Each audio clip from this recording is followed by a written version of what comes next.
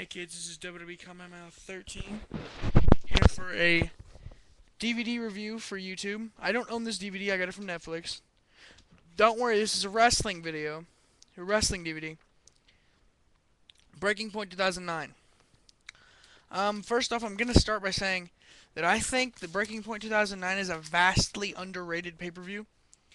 I don't know if this is exactly right, but I heard a lot of people, if I remember correctly, bash Breaking Point 2009 when it first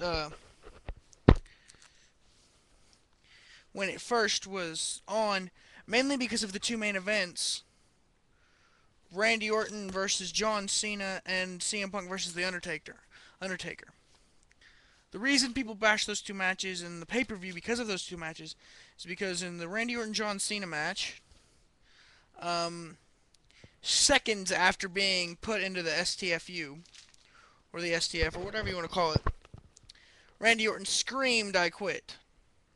And the reason that the CM Punk versus The Undertaker match was um, bashed on and the pay-per-view because of this match was because of the second act, if you will, of the Montreal Screwjob.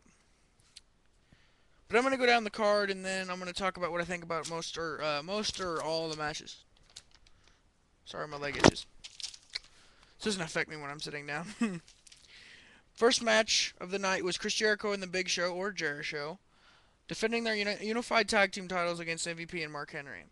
They were victorious in defending, obviously, because they were tag champs for so long. And it was a 3-star match. It was just a regular tag match. I didn't really even pay attention to this match, to tell you the truth. This match surprised me. I don't know why it surprised me, but it was probably, it's tied for the match of the night because the two matches that are the match of the night I couldn't choose between, mainly because they're two completely different kinds of matches, and they were both awesome matches. Miz versus Kofi for the United States title. Kofi, defending champion, successfully defends it. That's really the only problem I had with this match. I gave it 4.5 stars. Thought it was a good match. Actually had some great technical wrestling in there. You know, yeah, I enjoyed this match. And it's tied with this next match for match of the night: DX versus Legacy in a submissions count everywhere match. I also gave it a 4.5 stars. I loved this match. Again, the only problem I had with it was the outcome of Legacy beating D-Generation X. But then again, I wasn't too sad with that because I am a fan of Legacy. So I'm going to talk about with that one. I'm also going to do like things in my wrestling DVD reviews, like like something moments or like awards or whatever kind of type thing. This match is going to get the Dud Award, which will not always happen on every pay-per-view. Just every pay-per-view that has a dud match. Singapore Kane match, Kane versus Great Khali. I gave it 1.5 stars, but only because it was a Singapore Kane match. The only reason even got anything. ECW Championship, William Regal versus Christian. I gave it a 3.5 stars. I liked this match. It was pretty good ECW Championship match considering like how bad they were close to the end of 2009. There it was at, well how well I'm sorry, close to, or in the beginning stretch of 2009. You know, in that area they were pretty bad, but it was a very decent, very good match. Um, and we get down to the most hated matches of Breaking Point: Randy Orton versus John Cena. This one got a couple awards, not good awards, but or one good award, one bad award, and no other award. The Bullshit Finish Award. Now I gave this to the I Quit match instead of the submission match because um it basically, they had been building Randy Orton as a super heel for a couple months, and then they had him quit within seconds of being put in the STF. That's just bullshit. I gave it 3 stars because besides the bullshit finish and all of that, it was actually a pretty good match. And the submission match was the one most people had a problem with: CM Punk versus The Undertaker. This one got two awards. The biggest disappointment award, because when I remember I watched it when the pay-per-view first happened. I watched it And I expected CM Punk and The Undertaker to be fucking awesome. And I thought CM Punk was gonna win just because he had more submission experience. But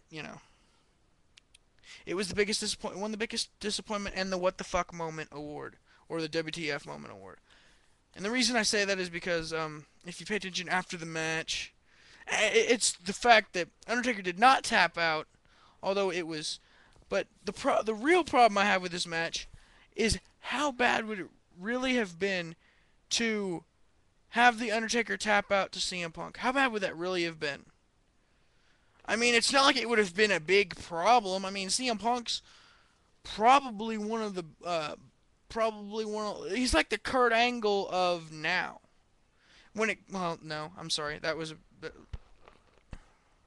don't want to say Kurt Angle, but he's a submission specialist. So there, and Undertaker, as we know, is not a submission specialist. So there would have been no problem with him losing to CM Punk in a submission match that I could have seen. I mean, except for the fact that Undertaker's never tapped out and that kept that alive. If I was WWE in this moment, I would have just had CM Punk win a clean submission victory over the Undertaker, because that would have helped his character a lot more than what it actually did. I gave it a 3.5 stars because it was actually a very good match. The only thing that ruined it was the screwing of the Undertaker. Um, this was a very good pay-per-view. It's just no one paid attention to the good parts because of the bad parts were so terrible. I'm gonna give this pay-per-view a 8.5 out of 10.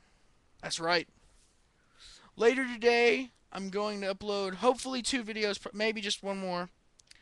I will do a review on 2006 Royal Rumble because I have it back in there. I just have to let my Xbox controller charge before I watch another movie.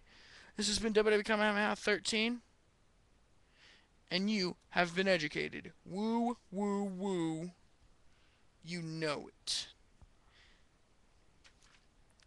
Peace out. Peace out, y'all.